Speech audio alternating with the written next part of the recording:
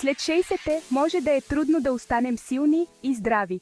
Но какво ще кажете, ако ви кажа, че само 10 минути на ден могат да променят живота ви? Нямате нужда от фитнес зала или скъпо оборудване. Днес ще ви покажем една проста, но ефективна рутина, за да останете активни, енергични и в отлична форма, независимо от възрастта. Не се колебайте да посетите различните партньори на това видео, като използвате връзките в описанието. Готови ли сте да започваме? Често чуваме, че са ни нужни часове тренировки седмично, за да останем във форма. Помислете пак. Не е нужно да се потите с часове във фитнеса или да тичате километри всеки ден. Скорошни научни изследвания показват, че дори кратки, но редовни упражнения могат да имат значително влияние върху здравето на възрастните хора. Всъщност, тези кратки сесии могат да бъдат също толкова полезни, ако не и по-полезни, от дългите нередовни сесии. 10 минути може да изглеждат кратко, но това е достатъчно време, за да се активират всички мускули в тялото ви и да се подобри цялостното ви здраве. Само за 10 минути можете да увеличите сърдечната честота, да укрепите мускулите си и да подобрите подвижността си. Само си помислете, 10 минути е едва дължината на един епизод от любимия ви сериал. Тези кратки сесии могат лесно да се впишат във вашето ежедневие, без да се отразяват на другите ви дейности. Тези 10 минути упражнения дневно не са лукс, а истинска инвестиция във вашето здраве. Отделяйки това време за себе си всеки ден, вие инвестирате в своето бъдеще и качество на живот. Инвестиция, която ще ви позволи да се насладите напълно на пенсионирането си, да играете с внуците си, без да оставате без дъх, да пътувате и да изследвате света без ограниченията на болките в ставите. Представете си, че можете да се изкачвате по планини, да откривате нови места и да участвате в дейности, без да се чувствате прекалено уморени. И това не е всичко. Предимствата на тези кратки тренировки далеч надхвърлят физическата подготовка.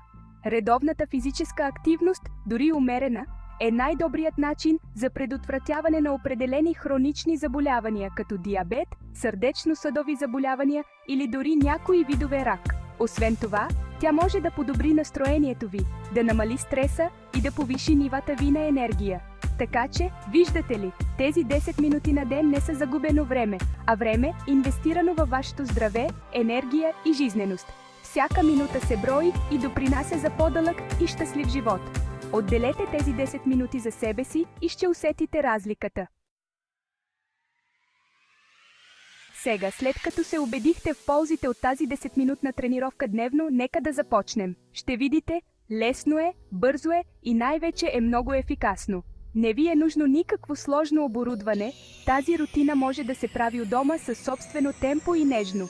Всичко, от което се нуждаете, е малко пространство и стол за някои от упражненията. Започнете с 2 минути леко загряване. Това е важна стъпка, за да подготвите тялото си за упражненията. Завъртете ръцете си първо в едната посока, а след това в другата. Направете леко разтягане, за да събудите мускулите и ставите си. Идеята е да подготвите тялото си за усилие, без да го претоварвате. Отделете си време, дишайте дълбоко и усетете как мускулите ви се отпускат. Сега е време за 4 минути силови тренировки. Тези упражнения са предназначени да укрепят мускулите ви и да подобрят издръжливостта ви. Ще започнем с 10 клякания с помощ. Кляканията са чудесни за укрепване на мускулите на краката и седалището. Ако сте начинаещ, не се страхувайте да се подпрете на стол. Целта е да изпълнявате движенията правилно и постепенно. Внимавайте коленете ви да не преминават пред пръстите на краката ви. След това ще направим 10 лицеви опори на стена. Това упражнение е чудесно за укрепване на мускулите на ръцете и раменете.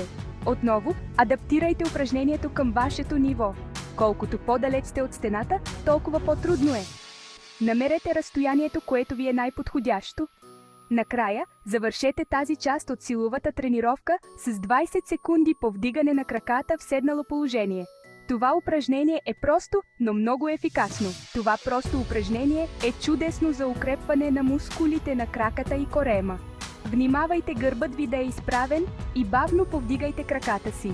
Сега да преминем към 2 минути упражнения, които се фокусират върху равновесието и подвижността. Тези упражнения са от съществено значение за предотвратяване на падания и подобряване на координацията. Застанете изправени с изправен гръб и се опитайте да балансирате на единия крак за 10 секунди. След това сменете краката. Ако имате нужда от подкрепа, хванете се за стол или стена. Това просто упражнение е чудесно за подобряване на равновесието и предотвратяване на падания. Повторете упражнението няколко пъти за всеки крак. Завършете тази част с леко разтягане на раменете, гърба и краката. Разтягането помага за поддържане на гъвкавостта и намаляване на мускулното напрежение.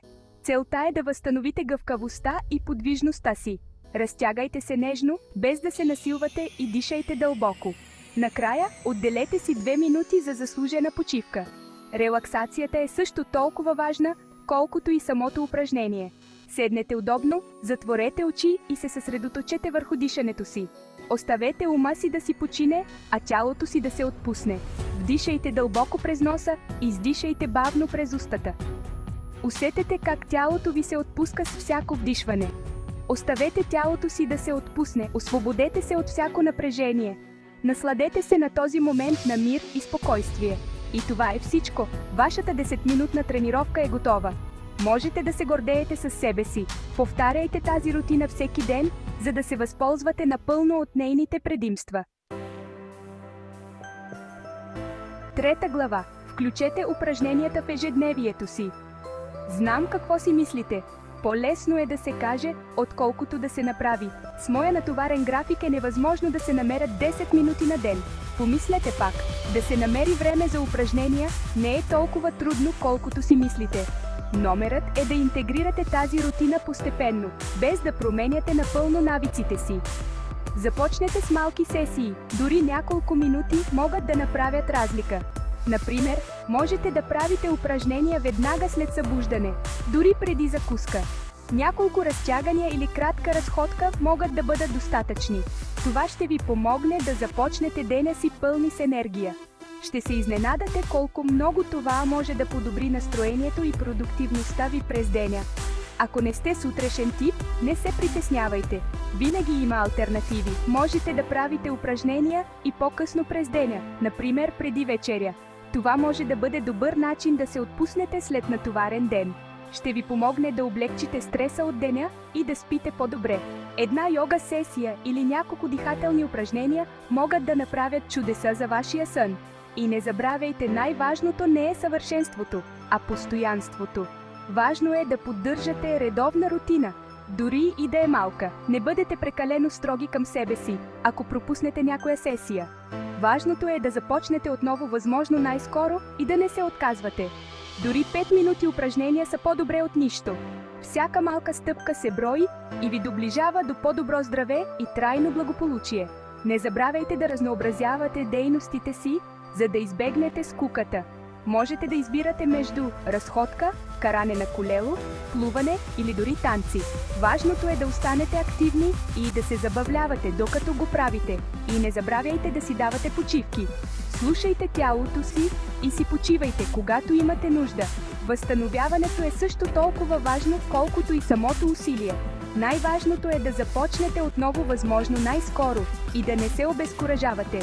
Дори и да сте пропуснали няколко дни, не се отказвайте. Просто продължете оттам, откъдето сте спрели. И не забравяйте, всяка малка стъпка се брои. Дори 5 минути упражнения са по-добре от нищо. Всяко усилие се брои и ви доближава до по-добро здраве и трайно благополучие. Така че, не чакайте повече, вземете маратонките си и да вървим. Ще видите, че включването на упражненията в ежедневието ви може да бъде по-лесно и по-полезно, отколкото си мислите. Започнете днес, направете упражненията редовна част от живота си. Ще усетите ползите за тялото и ума си.